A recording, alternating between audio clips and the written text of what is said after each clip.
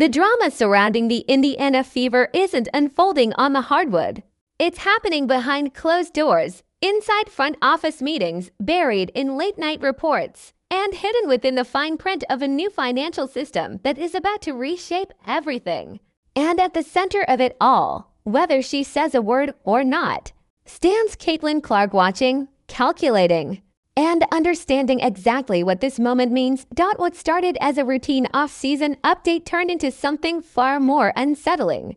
A quiet report surfaced, revealing uncertainty where fans expected clarity. For months, there had been an assumption that the Fever's path forward was obvious. Build around Clark, keep the core intact, let chemistry grow.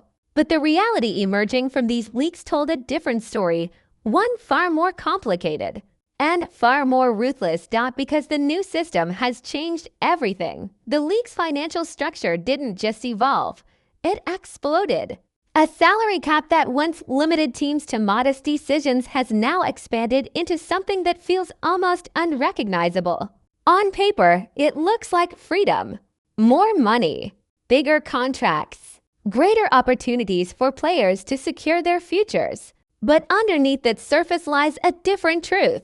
With more money comes sharper consequences. Every decision now carries weight that didn't exist before. And for Indiana, those decisions are starting to close in.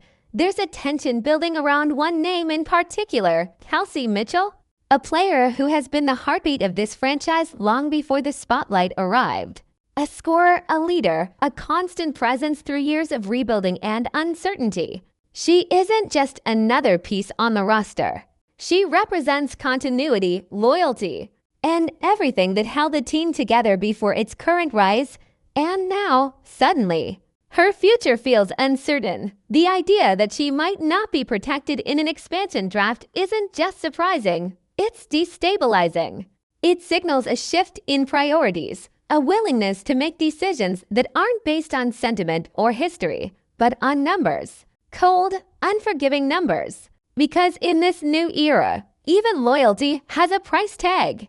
And that price tag is rising faster than anyone anticipated. Clark, meanwhile, stands in the middle of it all, not reacting publicly, not fueling speculation, but absorbing the situation in a way that speaks volumes without saying anything at all. Her presence alone changes the equation. Every roster decision now revolves around her timeline, her style of play, and the window the team believes it has to compete at the highest level. That's where the real pressure begins. Because building around a generational talent sounds simple in theory. In reality, it demands sacrifices. It forces organizations to make choices that don't feel right, even when they might be necessary. Do you invest heavily in established stars who can win now? Or do you spread resources across a deeper roster that can sustain success over time? Do you reward loyalty? Or do you prioritize flexibility? These aren't abstract questions anymore. They're immediate. The introduction of an expansion team adds another layer of urgency. A new franchise isn't just entering the league quietly. It's arriving with intent, with resources, and with a need to make an impact instantly. And that means targeting players who can carry that weight from day one. Players like Mitchell for Indiana. That creates a dilemma that feels almost impossible to navigate cleanly. Protect her, and you commit significant resources that could limit future moves. Leave her exposed, and you risk losing a foundational piece of your identity. Either way, something valuable is sacrificed. And through all of this, Clark's reaction, or more accurately, her lack of outward reaction, becomes the most telling element of the entire situation. She continues to focus on the game, on improvement, on the details that define greatness at the highest level. When she speaks, it's about execution, about refining aspects of play, about understanding how to elevate both herself and the team. There's no visible frustration, no sign of distraction. But that doesn't mean she isn't paying attention, because players at her level always are. They notice how organizations treat their veterans. They observe how decisions are made when things get difficult.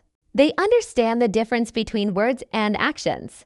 And in moments like this, when uncertainty surrounds a respected teammate, Those observations carry weight that extends far beyond a single season. The situation also highlights something deeper about the evolution of the league itself. For years, the conversation centered on growth, on opportunity, on building a sustainable future. That future is now arriving, but it isn't coming without complications. Progress has introduced new challenges, new pressures, and new realities that teams must confront head-on. The margin for error has shrunk. The stakes have risen, and for the Fever, the timing couldn't be more critical. They're no longer a team in transition. They're a team expected to compete, expected to maximize the presence of a player who has already transformed expectations around the league. That shift changes everything. It accelerates timelines. It demands clarity. It forces decisions that can define not just a season, but an era. Mitchell's situation is simply the first major test. It's a test of philosophy, of identity, of what this franchise truly values as it moves forward. And it's a test that doesn't come with an easy answer, because every path forward carries consequences that will be felt immediately and long into the future for Clark. This moment represents something equally significant, not in terms of contracts or roster spots, but in understanding the environment she's stepping into. The realities of professional basketball at its highest level. The balance between business and competition. The truth that success isn't just about talent, but about navigating everything that surrounds it. And perhaps that's why her approach remains so steady. She isn't rushing to react. She isn't feeding into speculation. She's allowing the situation to unfold while maintaining focus on what she can control. It's a subtle form of leadership, one that doesn't demand attention, but earns it naturally. And in a moment filled with uncertainty, that kind of presence becomes even more valuable. Because eventually, decisions will be made. The roster will take shape. The expansion draft will pass. Contracts will be signed. And the direction of the franchise will become clear. But right now, in this window of uncertainty, what matters most isn't just the outcome. It's how the process is handled, how players are treated, how trust is built or broken. That's what defines teams at this level. And that's what makes this moment so compelling, because it isn't just about whether the Fever keep a key player or move in a different direction.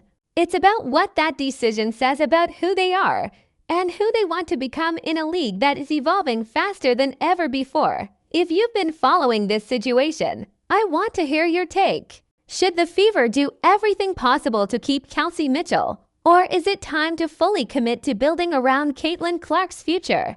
Do you think this roster decision will define the team's championship window? Or is there a bigger strategy at play?